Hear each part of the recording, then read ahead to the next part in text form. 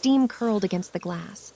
Sarah Jack tilted her head back under the water, eyes closed, the only 10 minutes of the day that belonged to no one but her. The door opened. She heard it before she felt the cold draft cut through the steam, the soft click of a lock disengaging from the outside, a sound that should not have been possible. She froze, footsteps, unhurried. Through the fogged glass, a shape resolved into a man, tall, still, not looking away. "Get out!" Her voice came out steadier than she felt. He didn't answer. He didn't leave.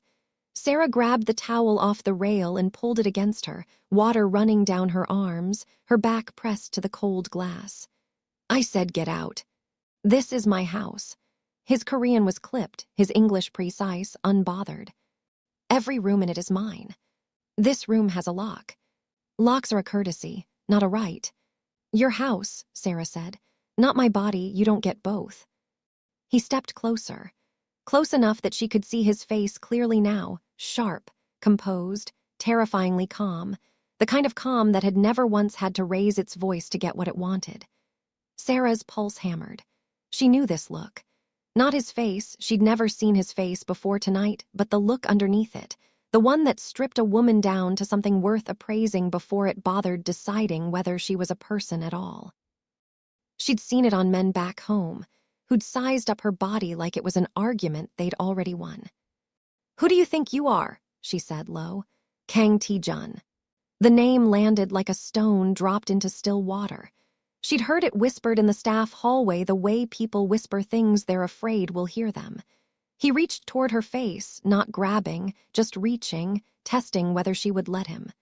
Sarah slapped his hand away before it landed. The sound cracked through the bathroom. Tae-jun went still. Genuinely still, the stillness of a man recalculating something he'd assumed was fixed.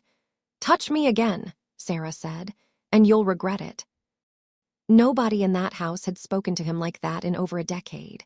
He looked at her for a long moment, not with anger, which she braced for, but with something colder and far more dangerous. Curiosity. Then he turned and left, the door easing shut behind him without a sound, as if he'd never lost his composure at all. Sarah stood there shaking, water running cold down her spine, waiting for security to come drag her out by morning.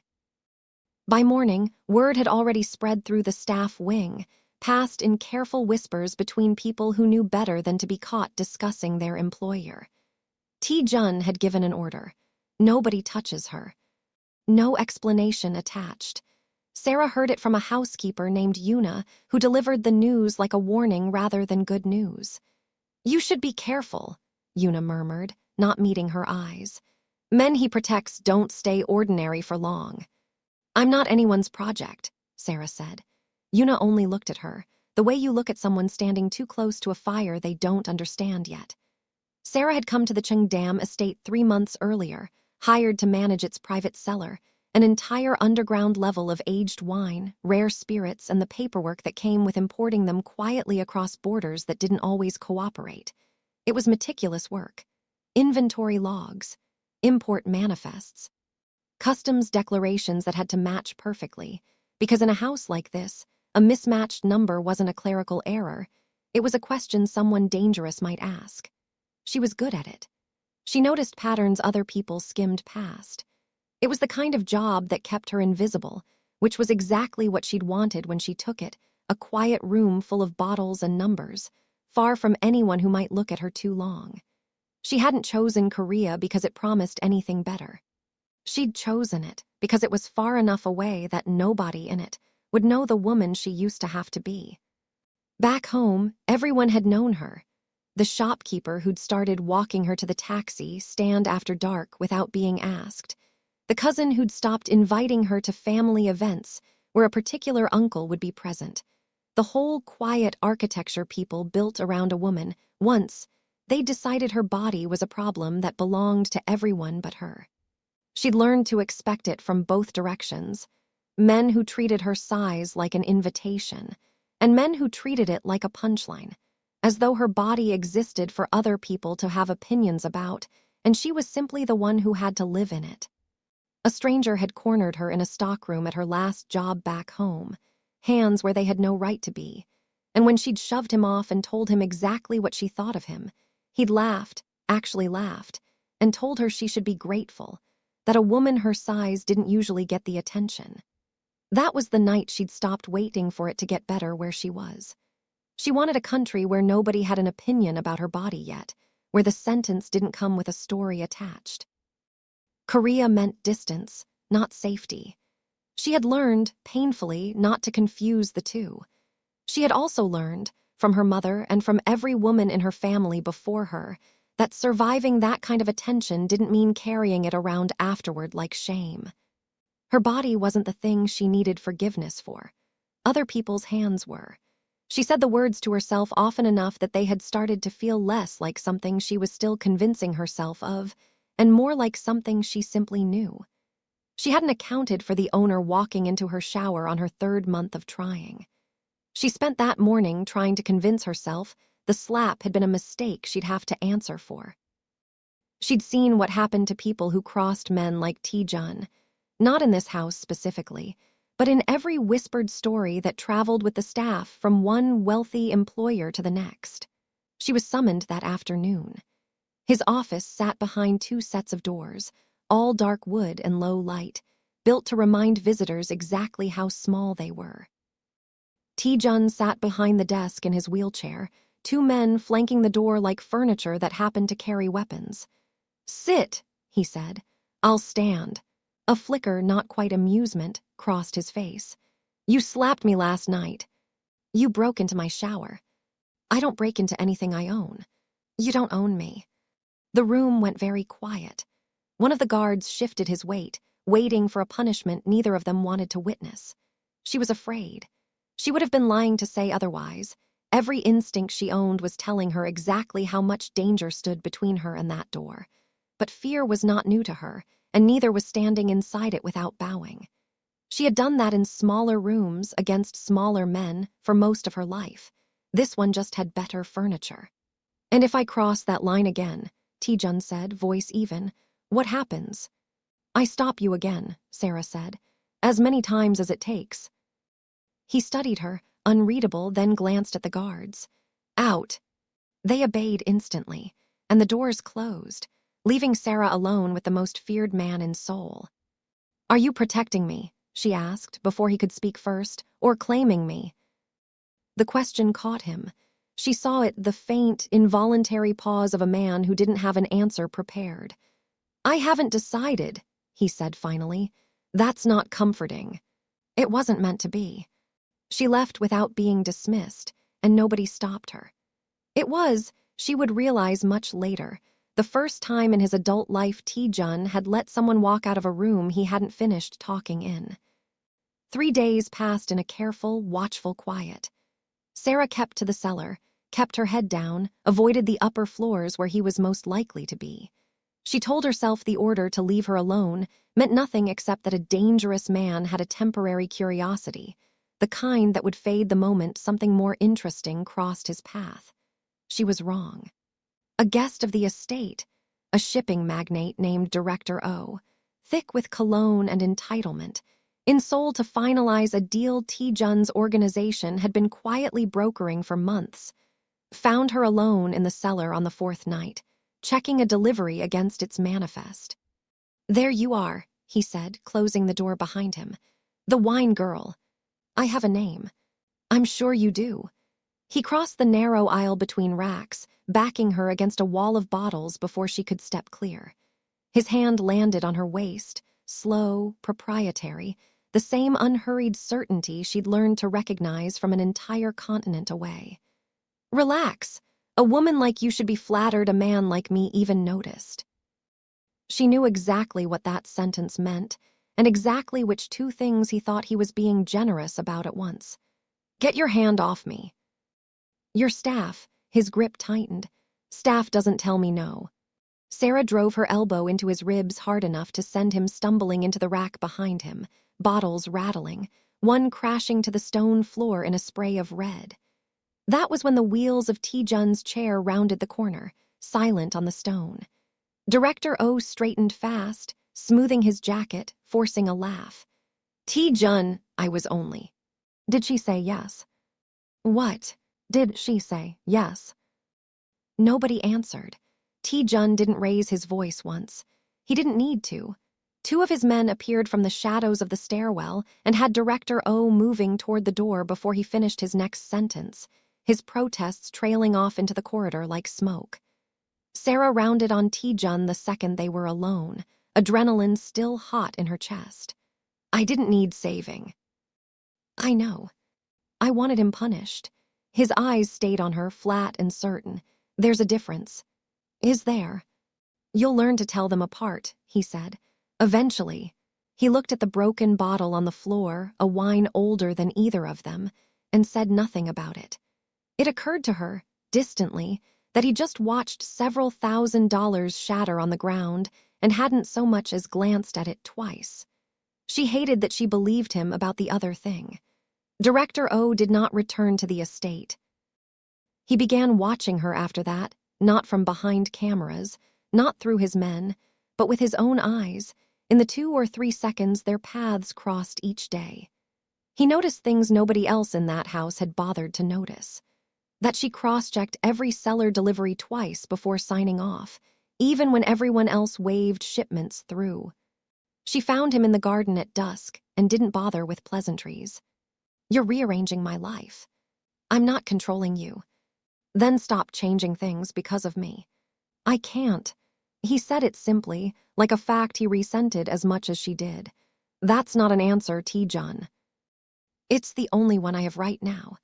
A young security officer, Minho, barely older than she was, still soft around the edges in a way nobody else on this estate seemed to be, started finding reasons to walk past the cellar entrance on his rounds.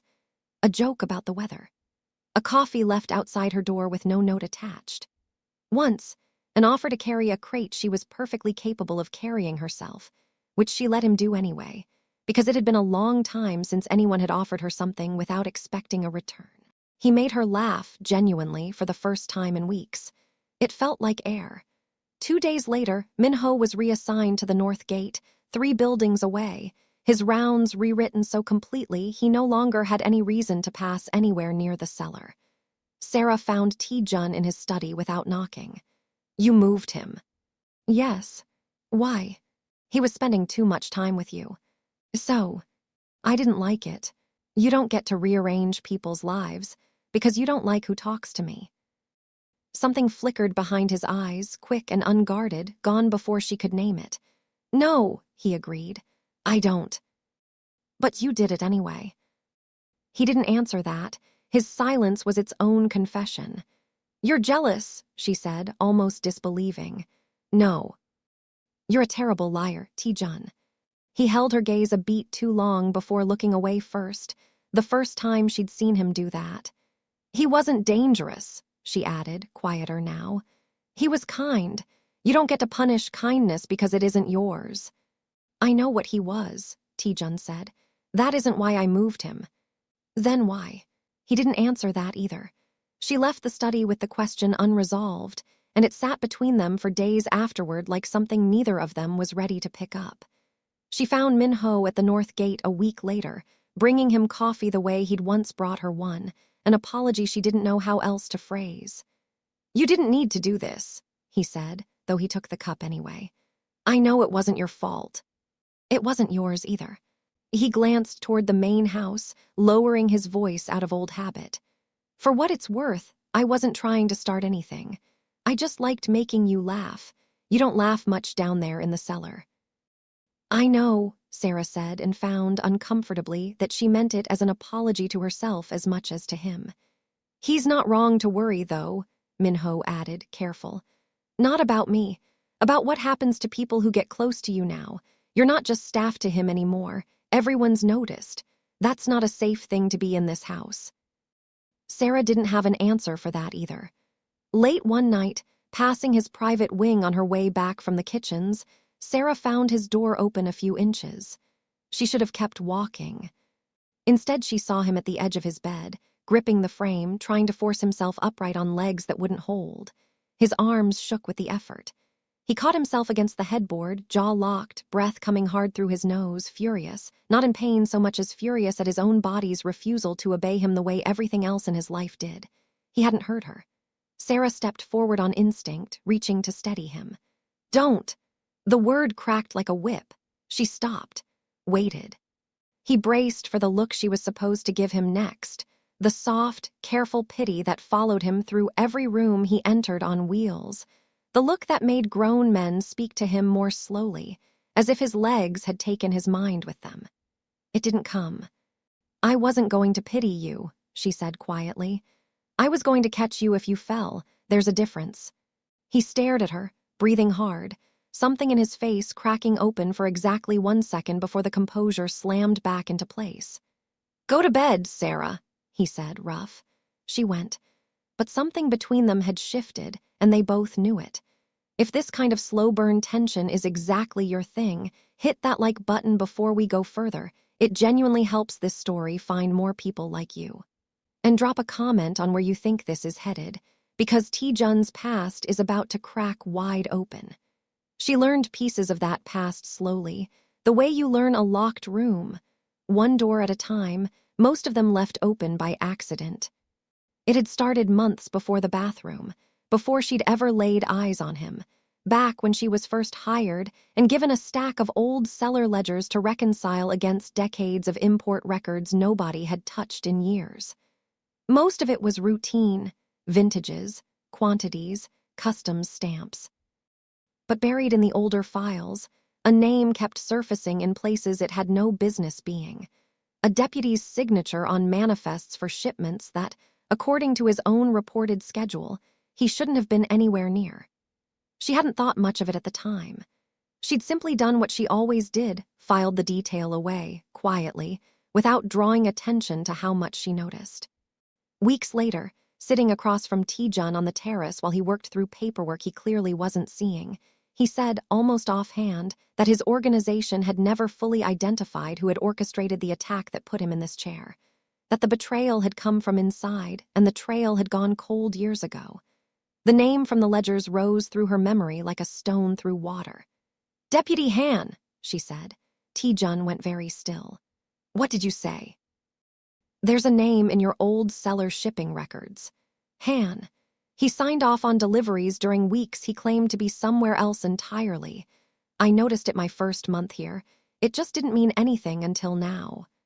He studied her for a long moment, something shifting behind his eyes that wasn't quite suspicion and wasn't quite awe.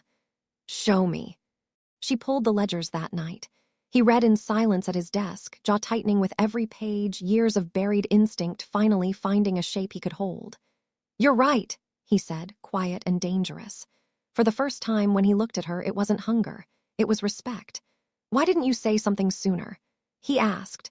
Because it wasn't my business, she said. And because I've learned that men in this house don't like being told things by women who count bottles for a living. I'm not most men in this house. You broke into my shower, Tae-jun. You were for a while exactly like most men in this house. He had no answer for that. He didn't try to find one. That night he found her on the terrace, city lights spread out below them like scattered coals. Everyone looks at the chair before they look at me, he said, without preamble. Maybe because you give them nothing else to look at. His jaw tightened. Careful. You've built yourself so cold nobody can tell where the man ends and the monster begins. She didn't look away from him. I'm not afraid of you. I just don't know which one I'm talking to most nights. And you think you'll figure out the difference. No, she admitted, but I'm trying. Why? It wasn't really a question, the way he said it. More like a demand for her to explain something he couldn't explain about himself. Because you didn't punish me for the shower, she said. You should have. Men like you don't let things like that go unanswered. And instead you gave an order that nobody touch me, and I still don't know if that was mercy or ownership, and it's been keeping me up at night trying to decide. Both, he admitted low. It was both. Which one wins? I don't know yet. I've never had to ask myself the question before you. That's not an answer either. No, he said. It isn't. I'm not used to not having one. Sarah studied him in the low light, this man who had just admitted, in his own careful way, that she had broken something in him he didn't know how to fix. My father used to say a man who's never been told no doesn't know the difference between wanting something and needing to own it, she said. I think about that a lot around you. And which is this? I don't know yet either, she admitted. Ask me again when you've gone a full month without moving someone's schedule because you didn't like who they were talking to.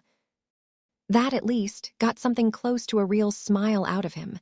Small, reluctant, gone almost as soon as it appeared. That might take longer than a month.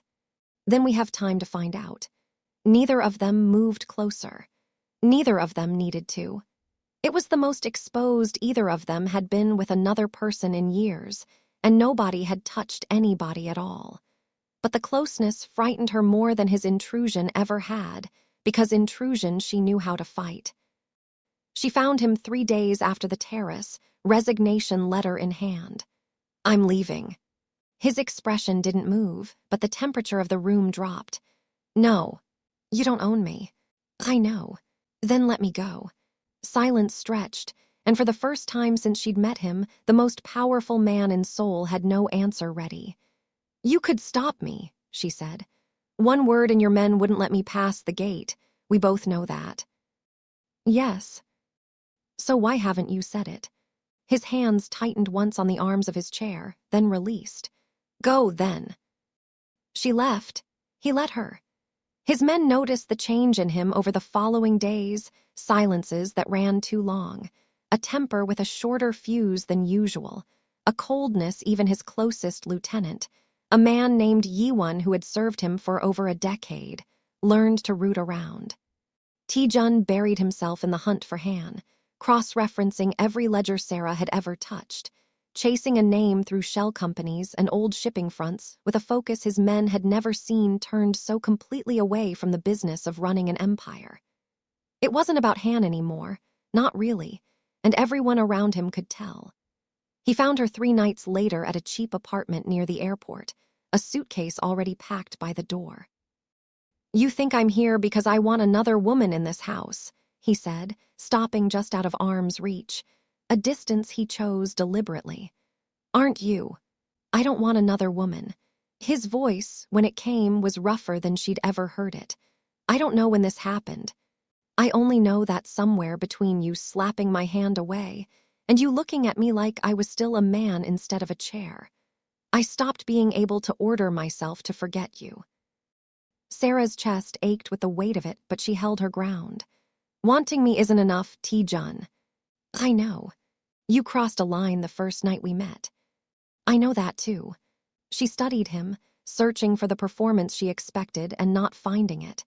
Then, why should I believe you're different now? You shouldn't, he said. Not yet. Then what are you asking me for? Time, he said. Nothing else. I'm not asking you to stay because I own this house.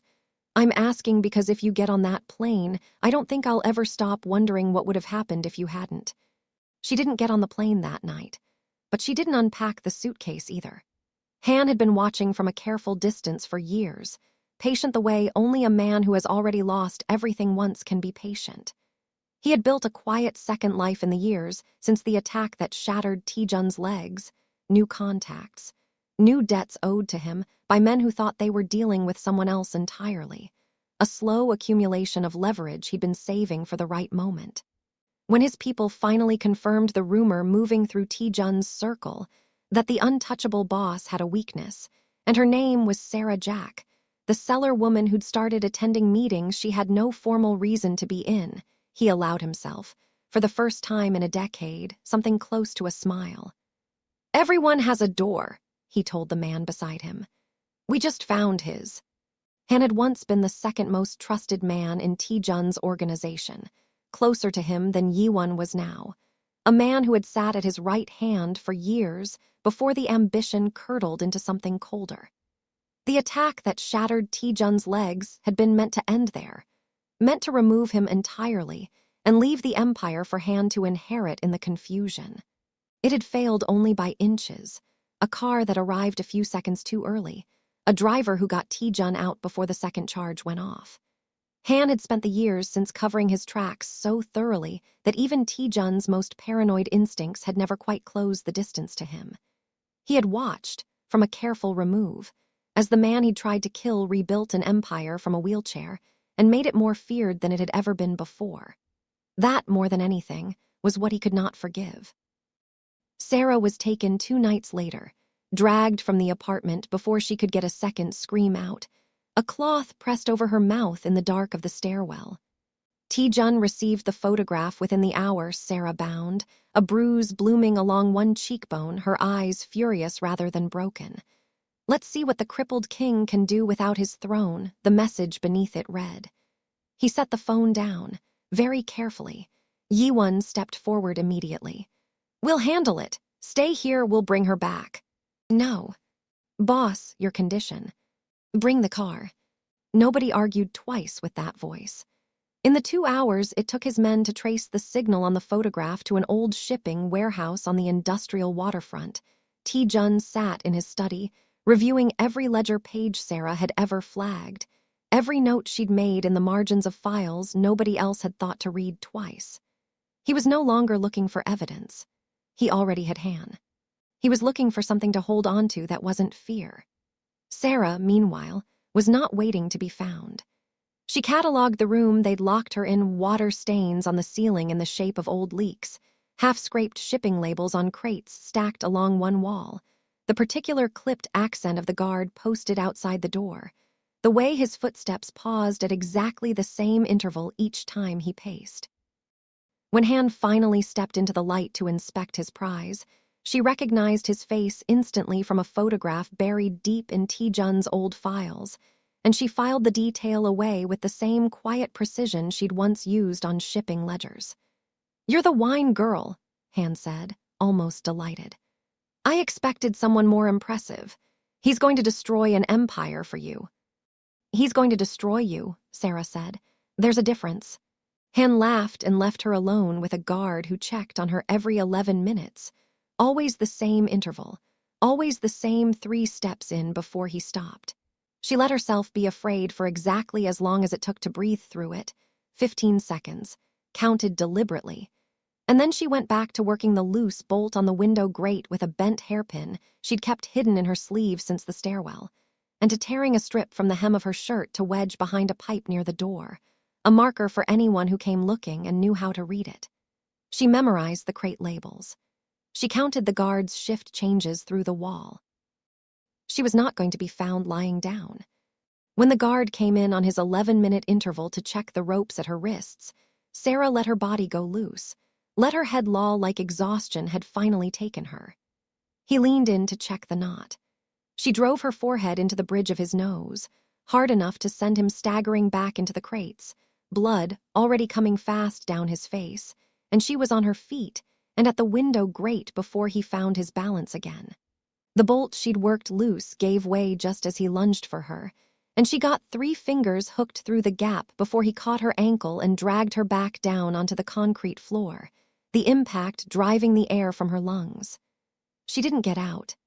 But by the time Han's men wrestled her back into the chair and retied the ropes tighter, she had a clear line of sight to the loading bay through the gap she'd made, and she'd counted exactly how many men stood between that gap and the water beyond it. She filed it away, the way she filed everything, and waited. Tae-jun arrived at the warehouse just after midnight. Yi-won and a dozen armed men fanned out behind him. Han stood waiting in the open bay, smiling like a man who had rehearsed this moment for years. "You can't even stand," he said, "and you came anyway, foolish." Tae-jun didn't answer him. His eyes found Sarah first, bruised, restrained, chin lifted, refusing to give either of them the satisfaction of looking broken. "Look at me," he told her. She did. "I'm taking you home." Han laughed, spreading his arms. "With what legs?" Tae-jun's hands settled against the arms of his wheelchair. Yi-won stepped forward, alarmed. "Boss." Tae-jun raised one hand, and every man behind him went still. His arms shook with the effort as he pushed his weight upward, inch by brutal inch, sweat breaking along his temple. His legs, unused to bearing him, trembled violently beneath him. For one unbearable second he swayed on the edge of collapse, and the entire warehouse held its breath. He didn't fall. He stood, not gracefully, not easily. His whole body screamed with the cost of it, and every person in that room, friend and enemy alike, understood they were watching something that should not have been possible from a man they'd all quietly written off. Han's smile faltered for the first time. He'd built this moment in his head for years. The crippled king humiliated in front of his own men, forced to watch from a chair while everything he loved was taken apart in front of him. He had not built a version where the man stood up anyway. "This doesn't change anything," Han said, too loud, the words coming faster now, less certain. "You're still going to fall. Look at you." "Look at yourself," Tae-jun said, and something in his voice made even his own men go quiet. "You spent 10 years hiding from a man in a wheelchair." Tae-jun looked directly at Sarah. "I told you." His voice was raw, stripped of its usual control. "I'd come for you." He took one step, then another, each one carved out of will rather than strength. Han's confidence cracked further with every step Tae-jun took, until finally he shouted for his men to move. But Tae-jun's people were already closing in, brutal and practiced, and the fight, if it could even be called that, was over inside a minute.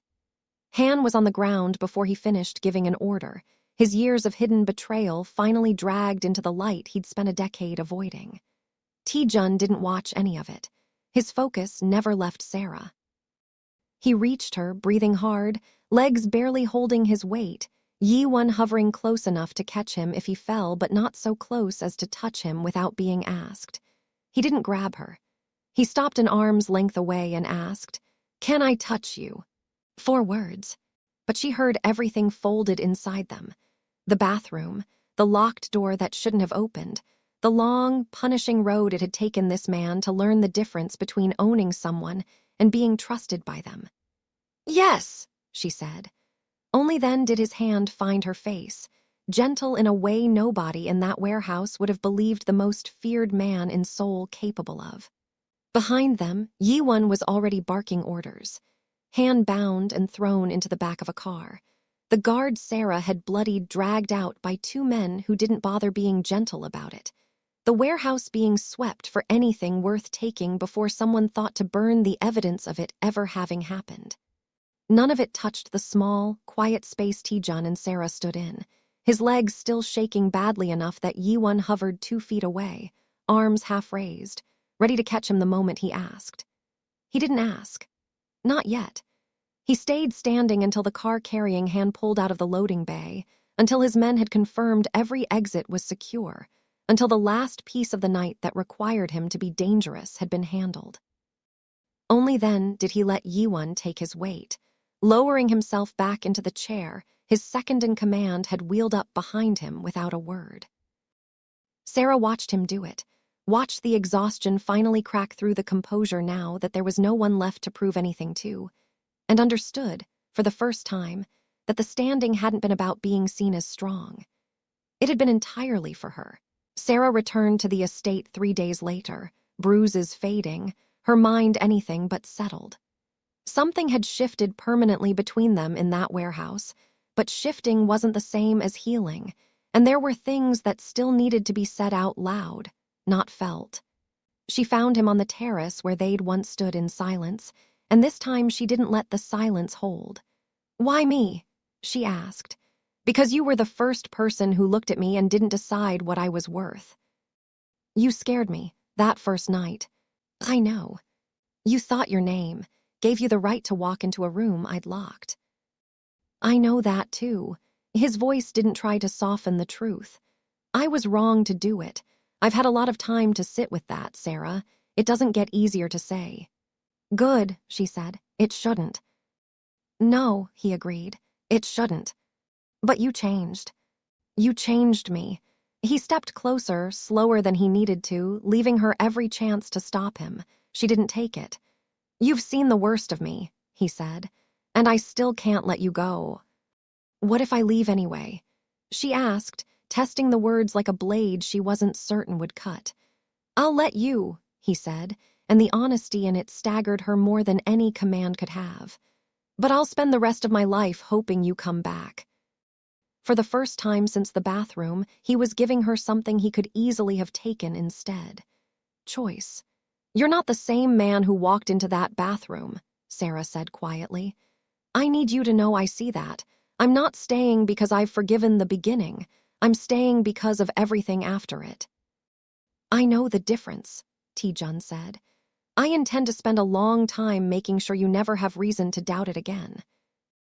You'll still be you, she said. Cold to everyone else, terrifying to men who deserve it. I'm not asking you to become someone soft. I couldn't if I tried. I don't want you to try. She held his gaze steady. I just want the version of you that asks first. That's all this ever needed to be.